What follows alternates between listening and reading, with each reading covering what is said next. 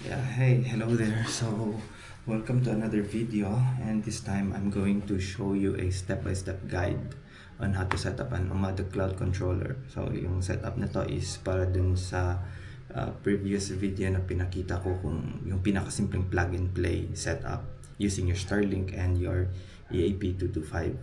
So, since we are not using a hardware controller like yung OC200, sorry, kaya gagamitin natin yung cloud controller instead. Before we proceed, it is important to have a PC or laptop. Yan yung gagamitin natin na nakakonect siya sa internet since cloud controller yung gagamitin natin. So we need to be online. And then once your PC or laptop is connected to the internet, so we'll proceed now. So let's begin. Okay, so assuming na ito na yung setup natin, sinaksak na natin yung PoE sa power source, PoE adapter. And then itong light gray na Ethernet or LAN cable is nakakonect sa EAP225 natin. Tapos itong LAN slot, yung gray is ito yung galing sa Starlink natin dito sa labas. Okay. So, yan lang yung pinaka-setup natin. Yan lang yung i-connect natin. Wala nang iba. Log into your Omada account using your credentials sa website nila na omada.tplink.cloud.com. Okay, then it will proceed into the website. Just log in using your username and password. And then it will bring you into this page. Okay. Makikita mo dyan sa upper left, you have the cloud-based systems. Okay. Then, on the upper right is the add organization. So, the first step is to add an organization. Okay. And select standard and click next. Okay, for the organization name, kahit ano lang. Okay, so I will try to use this. The region is of course the country which you are in. Just leave the time zone. Then, wala ka nang ibang gagalawin dyan. Okay, don't touch anything. Just click the terms that you accept, the terms of use. Then, click done. And we have this, just to close. May mga tutorial dyan. Okay. Then, you will have the organization na dito. Okay.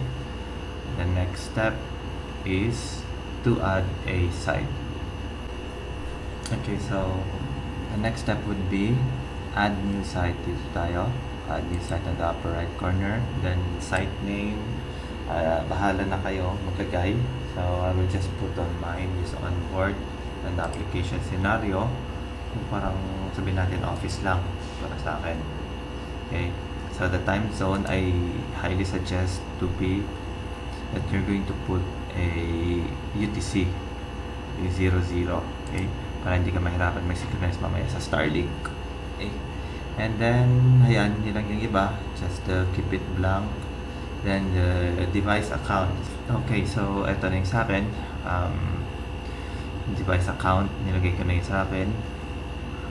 Once you enter, take note nyo kung ano yung nilagay nyo kasi kakailanganin nyo yan in the future pag nag-re-adapt tayo ng mga devices natin. Okay, just keep the settings as it is. Huwag na kayo maglagay ng site address. Then on the lower left corner, just click apply. So okay na yung natin yung sa site. So after the site, yung next na to is dito tayo pipindutin natin yung Omada network sa taas. Okay, Omada network. And then dito na tayo mag-add tayo ng device. So you just go to the devices, the left side. Okay, so bago tayo mag-start sa pag-add ng devices, kailangan mas maganda na maklaim muna natin yung free 30 days since it's a new account. Okay, sayang pag hindi natin magamit yon. And mamaya na tayo bibili ng license. So, gamitin muna natin yung 30 days. So, to start with, dito muna tayo sa taas, upper right, sa profile nyo, then licenses. Mag-open ng bagong Explorer yan. And then, purchase licenses on the upper right. Okay. Then, meron free trial. Okay, makikita mo naman yan eh. Kung entitled ka for free trial, then click get started. Yung type individual. Okay, just type your name. Okay, and then number, and then yung country. Then, how would you like us to provide? Email pwede na. Okay, so that they will just send some updates on your email. And then, tapos nyan, click mo lang apply. Okay, so, nakikita mo success. Meron na tayong license, 10 licenses, which is good for 30 days. Since isang EAP lang naman gagamitin natin, so isang license lang yung magagamit natin dyan. Okay, just click OK lang. And then, you can close this page. Okay. And then, dito na tayo sa licenses. Just refresh mo lang ang page. Name. Yung next step is click po yung assign to organization. Yun. Since gumawa tayo ng organization kanina, di ba? So, ang ginamit natin is Patata Starlink. Okay. Yan yung organization na ginawa ko. Tapos, dito tayo sa standard network. Kahit isa lang yung trial license na gagamitin. Kasi isa lang naman yung EAP natin eh. Maliban lang kung dalawa. Oo. Or okay, lagay mo na. Okay. Dalawa. Okay. Kasi baka mag-tutorial pa tayo para sa mesh. So, gagamitin natin yung isang license. Okay, so after that, just click confirm. Okay, so meron ng licenses na naka-attach doon sa organization. So that means pag nag-add tayo ng device doon sa organization na yon, automatically yung licenses is mag-a-apply na. Okay, so you can close this or you can click Umada Central. Yan, pwede na yan. So babalik siya doon sa main page.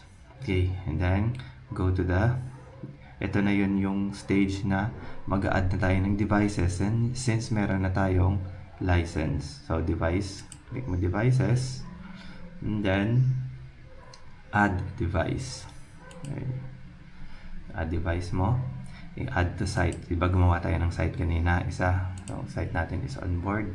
Add by serial number. Add mo lang yung serial number na makikita dun sa bottom ng box. Okay, so just leave the device name, lahat ng mga na yan, blank. Huwag mo nang lalagyan. Okay, just click apply. So mag-add na lang yan, mag-i-import. Since naka-online yung device natin, nakasaksak na dun sa internet, mag-i-import. So it says here, import completed. Okay, okay na, so online. And then close lang natin to. Provisioning. Okay. Hintayin mo lang, may lalabas yan na unactivated. Tayo dun sa Umada Central Plane. Okay, makita mo dito is licenses. Yan. So, makikita mo is nandyan yung license. Meron tayong dalawang license na nakaabang sa dalawang devices natin. So, ilagay lang natin auto active at saka auto roll over. Okay, so auto roll over, lagay mo lang all sites. Okay, confirm lang. Or let's say specific site. Okay, on board, pwede na yan. Kasi yan lang naman yung site natin na ginawa. Then confirm. Okay, so na-configure na sa one site. So balik na tayo dun sa Umada network natin. Okay, so kita mo, status is connected since in-apply na natin yung license. And then, you can see here the validity of the license. That will lead us to the next step kung i-configure natin yung WLAN. Okay, since connected na, next step natin is we're going to set up a WLAN. Punta sa dashboard. Yan. And then, makikita mo yung ginawa mong site. So, just click it. Click mo lang. So, eto na yung pinaka-dashboard mo. Dito mo makikita lahat ng Wi-Fi activities. Lahat is dito tayo sa network config. Okay, on the left side. Then, WLAN. Okay, kasi kailangan natin mag-set up ng network. Okay, so from WLAN, create new wireless network. Okay, network SSID, sabihin lang natin na okay. Okay, tapos Wi-Fi, pwede na yan. And EAP, check nyo lang yung mga applicable dyan. Then, just for the security, just put none lang. Wala ka nang ibang gagalawin, yan lang. Okay, so apply. Okay, so we have the Patatas Wi-Fi na. So, para ma-avoid natin na hindi sila basta-basta papasok, kailangan natin gumawa ng portal. Dito pa rin siya sa network config. Then, portal tayo. Under the authentication, meron tayong portal dyan. So, we will go to create a new portal. Okay, so portal name. Sabihin natin na, okay, kahit ano lang gusto niyo dyan. Okay, Starlink lang, portal, SSID. Ito yung ginawa nating SSID.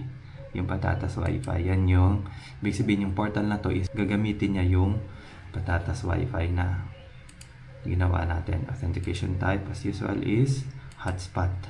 Okay. And then, voucher system tayo. HTTPS redirection, mas maganda naka-on lang siya para at least kung kailangan nilang mag-browse is may mapupuntahan. Okay. For the landing page, depende na sa inyo. Kung original URL, kung meron kayong website na pinopromote, gamitin nyo. Pwede siya dyan.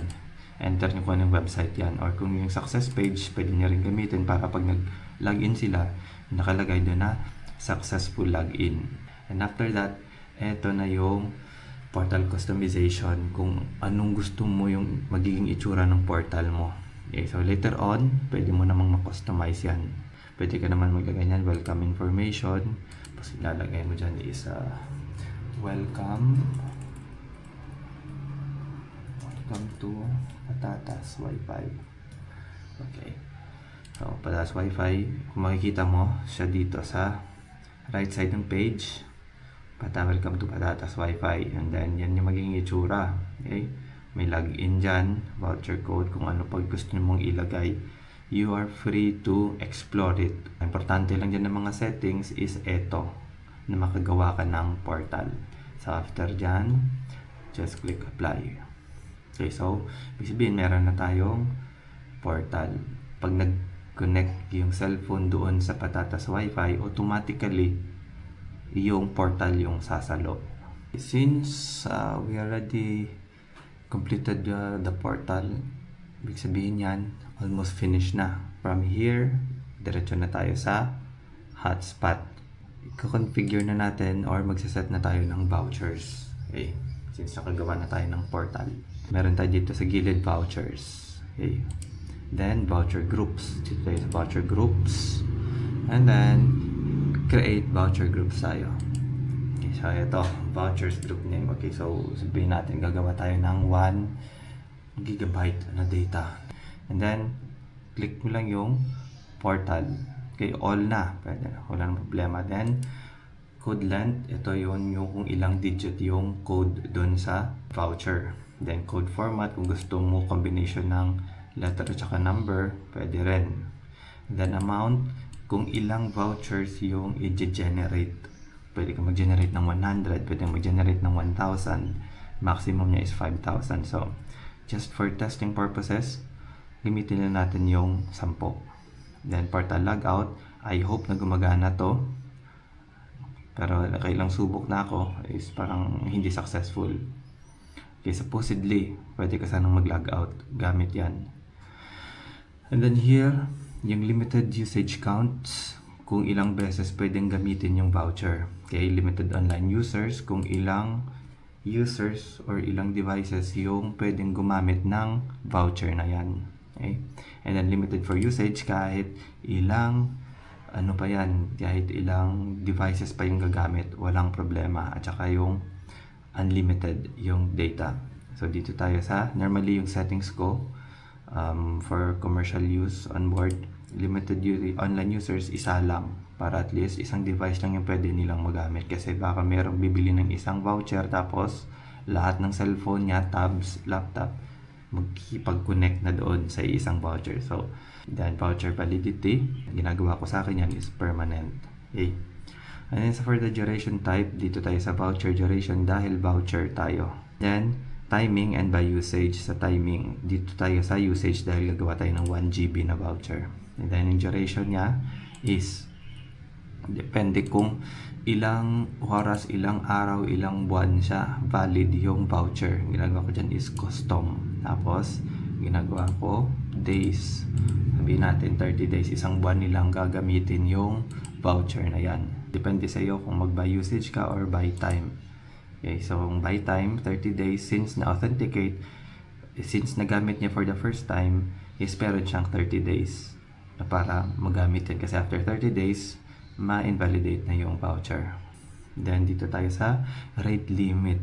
Normally sa akin is, nililimit ko yung download at saka upload.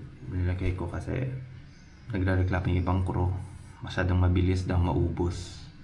Kaya nilalagay ko dyan minsan is 3 Mbps. Huwag niyong kalimutan. Mbps yung upload, kahit 1 lang yan. Sapat na yan sa video call.